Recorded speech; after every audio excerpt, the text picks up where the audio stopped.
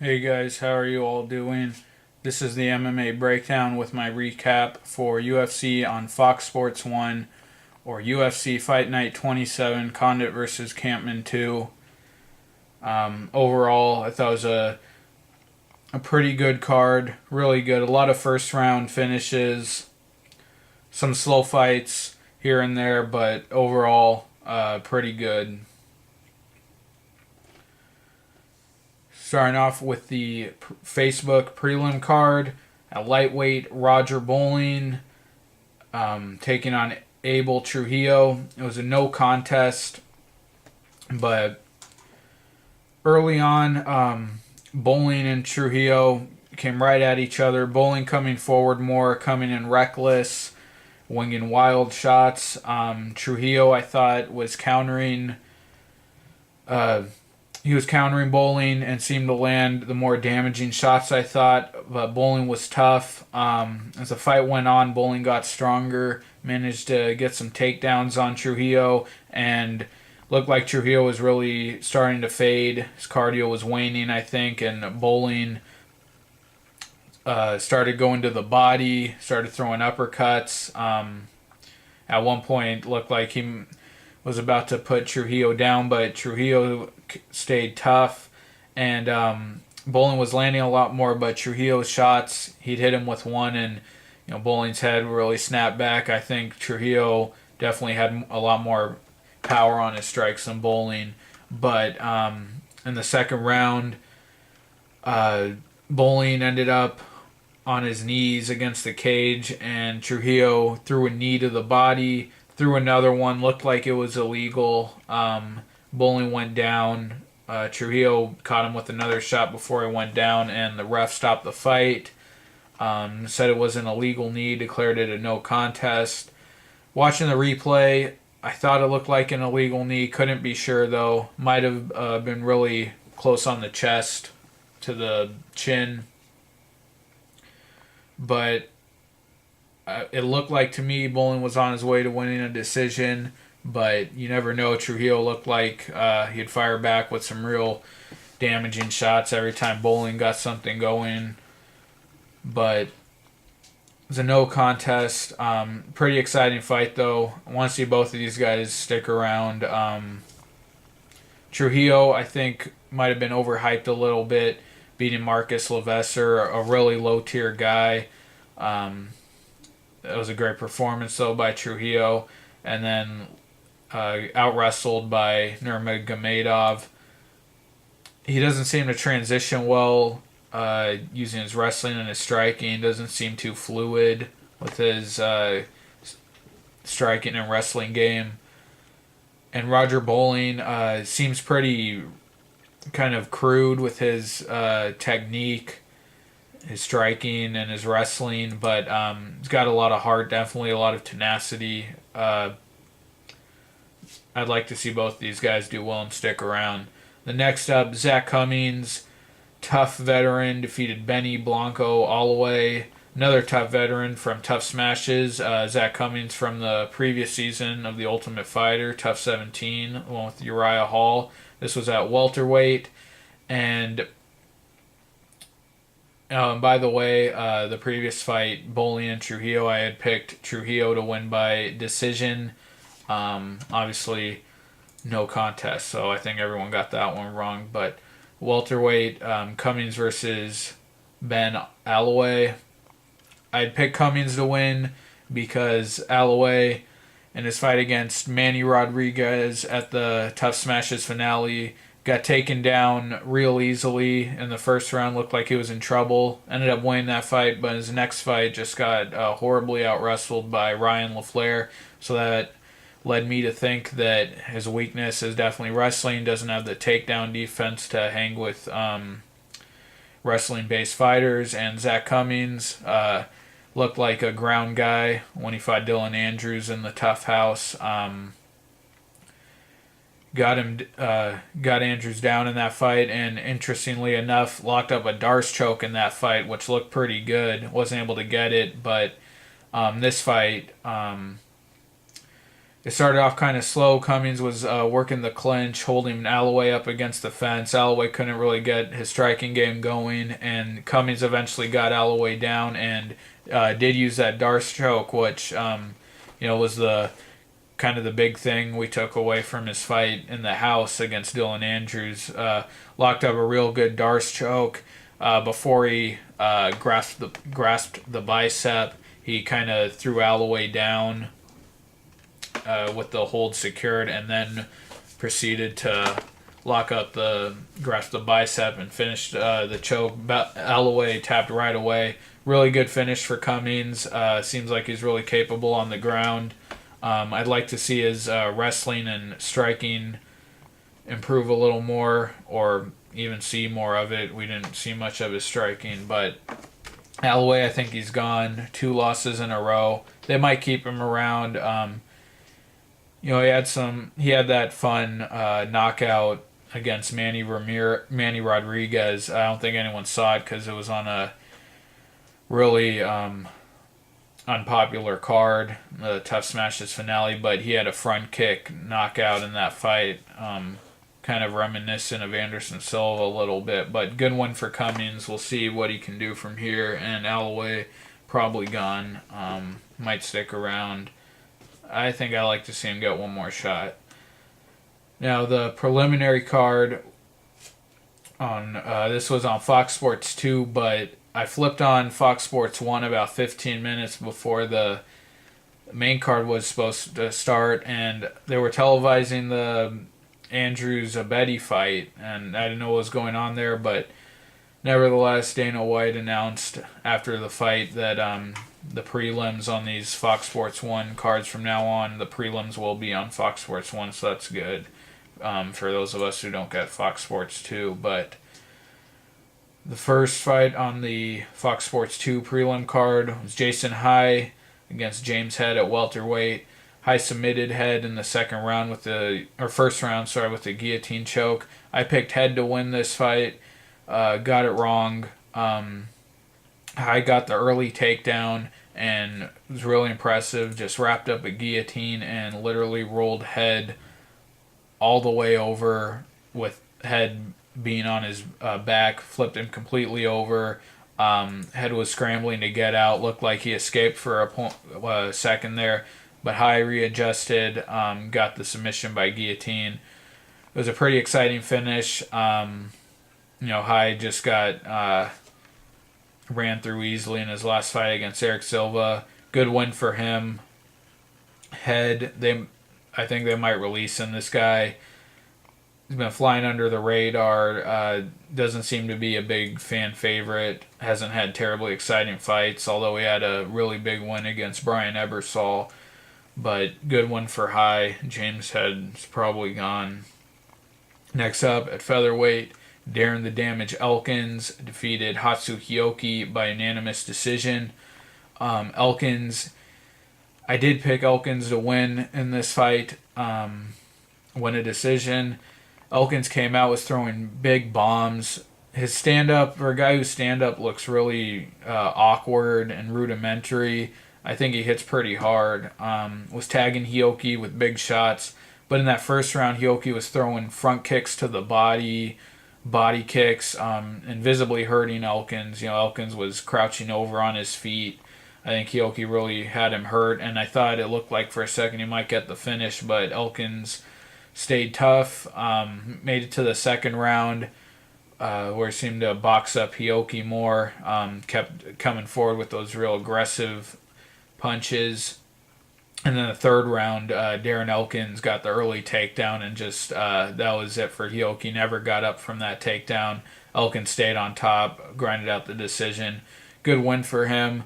Elkins, this was a guy, I wasn't paying any attention to. I remember when he was Charles Oliveira's first fight, when he came into the UFC and submitted this guy quick, and that started the Oliveira hype train. And then the guy dropped to featherweight, and he's put together a really great win streak and career. Only lost to Mendez in his featherweight career. I don't think he'll ever be able to be the champion, but I won't be surprised if he keeps winning and improving and gets a title shot one day. He's had a really great win streak. Happy to see him win. Hasu Hioki had a lot of hype around him coming in the UFC. And was doing really well. I thought he got robbed in the decision loss against Ricardo Lamas, but this guy, they said the UFC offered him a title shot and he turned it down, and look where he is now. He's dropped 2 fights, just getting out grappled by real grappler heavy fighters, Guida and Elkins, and he seems to have lost a lot of steam. Who knows if they keep him around? I think they will, just because he's a big for the Japanese market. But Elkins moves on, and Hioki gets out grappled again.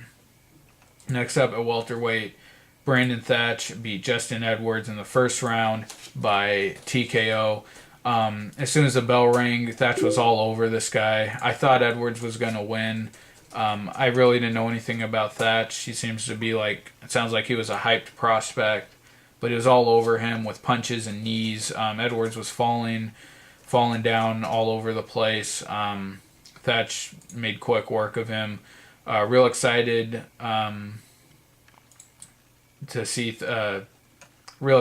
after seeing Thatch's win here. Looks pretty good.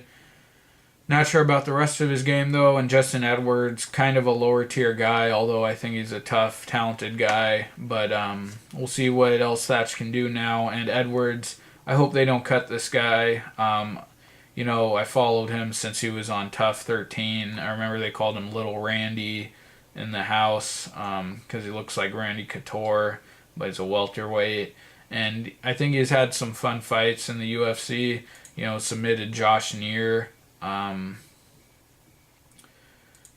he's been up and down, win-loss since he's come in the UFC. Can't seem to hold a win streak or really get it all together. But Brandon Thatch, really impressive debut. And next up at middleweight, Dylan Andrews beat Papi Abedi by KO in the third round. I had picked Andrews by TKO. Papi Abedi, he's had some really not very impressive performances in the UFC. He dropped his first fight to Thiago Alves, lost by submission after getting just beat down on the feet. Then he got finished by James Head, which I thought was pretty surprising. And then rebounded in his last fight with a decision over Bassem Youssef, but I don't remember that fight being exciting at all. And Abedi, I think they just keep him around, because of his nationality. But I don't mean to be rude there, but he is a Swedish fighter, and they're trying to break into that market. But Papi Abedi was looking really good in this fight. Andrews did nothing on the feet. He was just sitting back, and I thought that was really surprising for a guy who we've seen come forward and be real aggressive with his striking. And Abedi looked completely different. I think John Anik even noted it during the fight. He said that Abedi was real composed, taking his time. He kept using foot sweeps, leg trips, throwing Andrews all over the cage. Kept going for a front headlock, guillotine. Looked like he had it a few times. Hitting Andrews with big shots on the top, and Andrews just looked like he was getting worn out. Looked like he had nothing left in the third round, but third round came. Andrews cracked him with a straight right down the pipe, and then followed up with an uppercut, which just put him out. Abedi was flat, face down on the canvas. Andrews somehow pulled out the KO. Dana White said it perfectly in the post-fight presser. Said Andrews looked horrible and ended up getting the knockout. So kind of a weird fight, but still just really impressive. Apparently he had hurt his arm badly in the first round, and he was definitely getting beaten, but managed to stick in there, showed great heart, and was able to pull out the KO late, so good for him. I've been a big fan of Andrews's previous performances, beating Jimmy Quinlan and in the house. I thought it was pretty exciting. But we'll see where he can go from here. I think he's a guy with a lot of heart and a Betty. They might hang on to him, but I don't see why. The guy really hasn't been impressive at all in the UFC. And moving on to the main card, middleweight Brad Tavares defeated Bubba McDaniel by decision, unanimous decision. I called this one. I thought Tavares would win by decision. Basically used his kickboxing. And I did say it would be interesting if McDaniel got him down. In the first round, McDaniel snuck in a few shots there, a few clean shots, but Tavares clearly had the more active, the more effective kickboxing game. Bubba went for the takedown. I think he got one in the first round, but Tavares was back to his feet quick. Didn't do much with it. McDaniel, that is, with the takedown. And then I can't remember if it was the first or second round, but Tavares was he connected with some really good shots. Just knocked Bubba down to his knocked him on his butt, I think once or twice in the fight. And then the third round, Bubba won that on control, got the takedown, had some time to work for a submission. I thought it would be interesting, but wasn't able to do anything really. Tavares wins by decision. He's definitely got to work on his takedown defense, and he's definitely got to, he's got to start finishing people, or he's just going to be a decision guy, and they're not going to, I don't think they're going to give him bigger opponents until he really starts finishing guys and has real impressive performances. But the guy's been good in the UFC. He's only lost once. That was to Aaron Simpson, just got out-wrestled. But yeah, he's got to put guys away. Next up, bantamweight Takeya Mitsugaki defeated Eric Perez by split decision. I thought Perez would be able to get the finish, but I did note that I would not be surprised if Mitsugaki was too savvy a veteran, and maybe savvy isn't the right word to describe it, but it was a brawl. Both guys came out head down, winging wild punches. It was a brawl. I think I gave the first to Perez, second to Mitsugaki. Both guys got their takedowns. Both guys had their moments on the feet. Mitsugaki even had Perez in a fully locked-on rear naked choke, and Perez somehow survived it.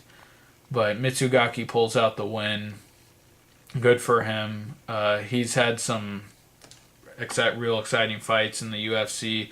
Had that fight where he was robbed. Had a decision loss against Chris Carriasso that I thought he clearly won. And Perez, I don't think this hurts him at all. The guy's 23, I think. He's been running through guys, and this was a big test for him. And he fought well. It was a really competitive fight. I think he'll get stronger, and he'll be better from this loss. And Mitsugaki moves on. Not sure what they'll do with him, but real good win to stop a surging prospect like that. At welterweight, Court McGee defeated Robert Whittaker in a split decision. A real bizarre decision. One judge had it 30-27 for McGee, and the other one had it 30-27 for Whittaker. Just bizarre. I think you definitely have to give Whittaker at least one round somewhere in there. I think I had it split too. I gave Whittaker a round in there somewhere. Not sure if it was the first or the second. Can't quite remember. But Whittaker in the first round was looking pretty good, countering McGee. I think he even knocked him down at one point. But Whittaker doesn't do a good job of when he has his opponent hurt. He doesn't storm in and really go for the kill. I think he needs to work on that.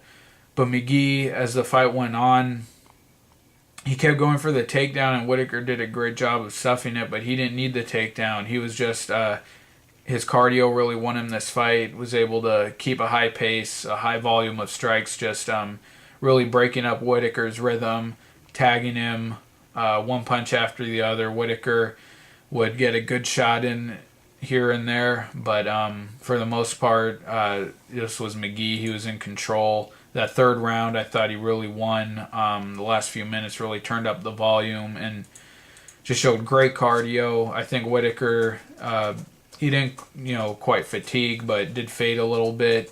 And in the third round, he had a real good combination where he threw like a 1-2 and a kick over the top immediately following his hands. Really impressive, but I think the guy's just got to work on, closing the distance, coming in, using that power. I think he's a little too content using his karate stance, striking at range. But Whitaker, he's 21 years old. I was really impressed in his last fight against Colton Smith. I mean, he's 21. He's got so much room and time to grow. I think this will make him a better fighter. He'll come back strong from this. I definitely think so. Court McGee, really good win. Not many people know Whitaker because he was on Tough Smashes, and the other fighters on that were pretty bad. But real tough win for Court McGee. I like this guy ever since he won the Tough 12, Tough 11 season. Really liked him. He's a good wrestler. He's got good submissions, and real active, real gritty on the feet. I didn't think he needed to drop to welterweight, but it seems like it's working out for him. But the real thing that's been holding this guy back is injuries.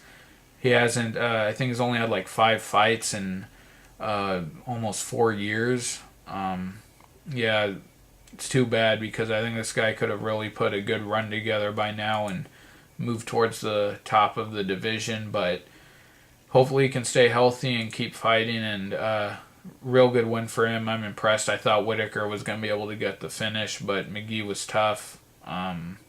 Real good win for him. I was really impressed. Next up, another welterweight bout. Kelvin Gastelum defeated Brian Melanson by rear naked choke in the first round. I had picked Melanson to win. I was blown away by his fight against Seth Baczynski, his last fight, UFC 162. Just destroying him on the feet. He beat the crap out of him. 5'8" against, I think, 6'3". It was incredible. Showed big power in that fight. And Gastelum, I acknowledge he's very good. Beat a lot of veterans on the show. Beat Bubba, choked him out, and even showed good hands when he knocked out Colin Hart and then submitted Josh Salmon and beat Uriah Hall.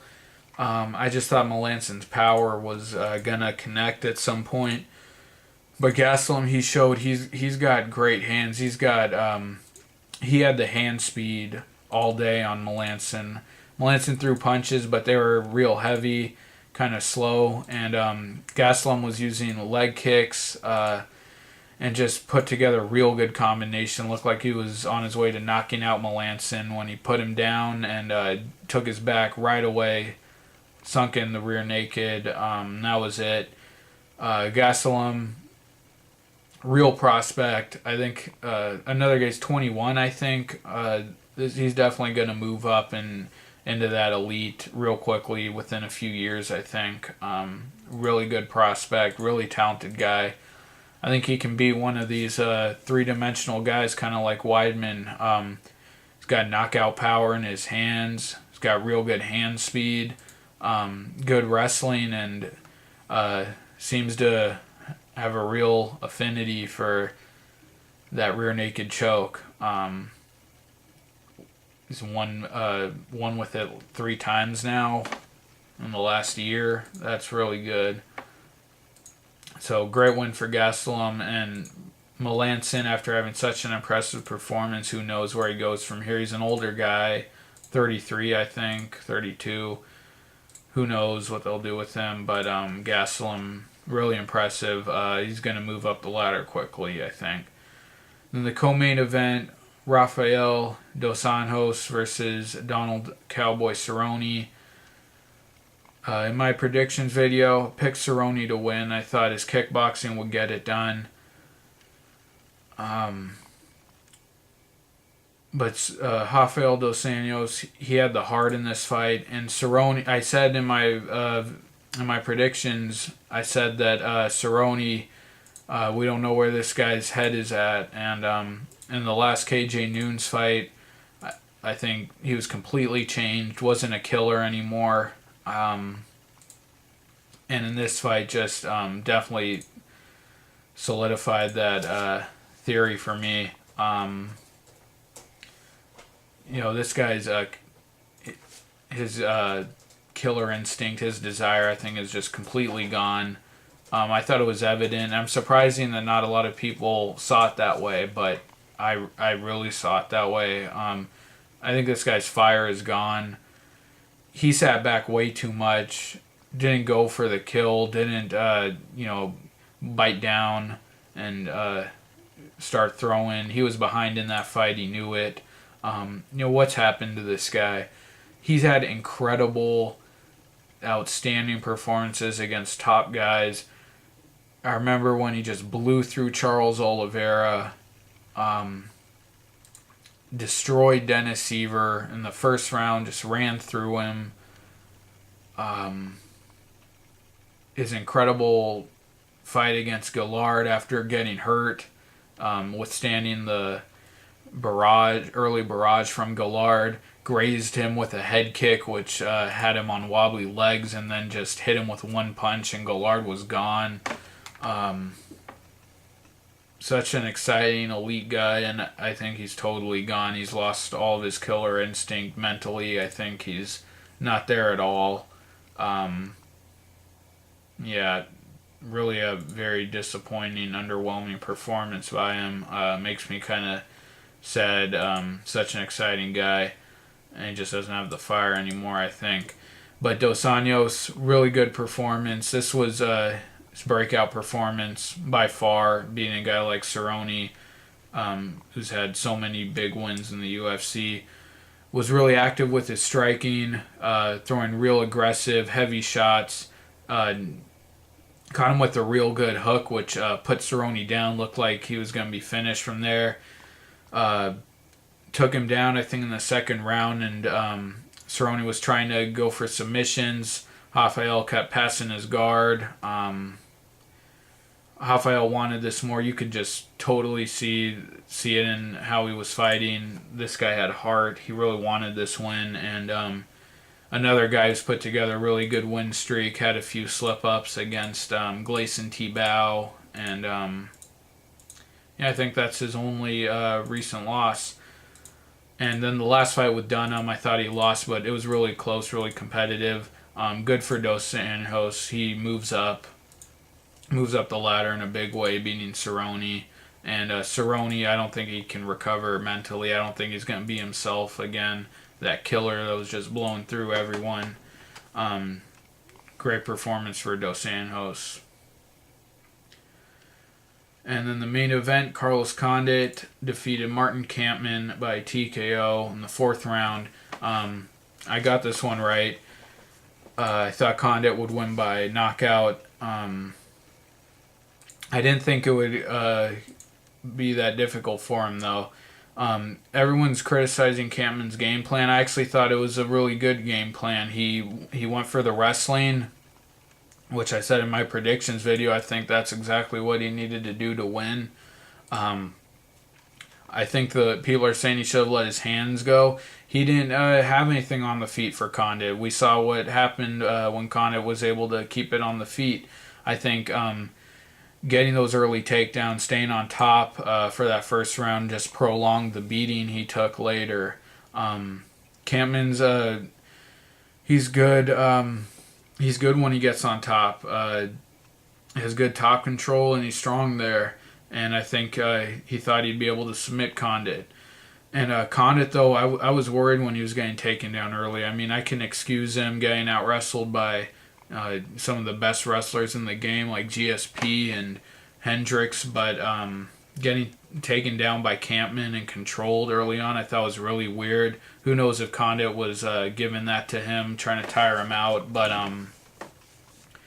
Condit's guard didn't seem as dangerous early on as it did against Hendricks. Kampmann he was landing some good punches in that first round. Nothing too damaging. And I think the second round is when it turned. Condit started defending the takedown, but Kampmann was kickboxing with him, and he looked okay. It was kind of even, I think, for a while. Condit would put more combinations together, but Kampmann seemed to, hold his own in the striking. And then that third round, it completely